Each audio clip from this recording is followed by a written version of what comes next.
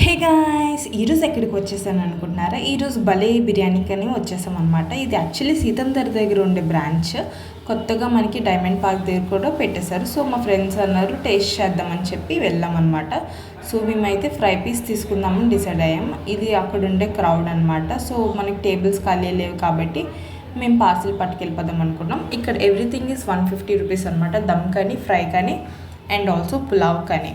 So మేమైతే fry piece biryani తీసుకున్నాం. అదే మేము చేసిన పెద్ద తప్పు, ఎందుకనేది తర్వాత చెప్తాను. వీళ్ళే నా ఫ్రెండ్స్ అనమాట.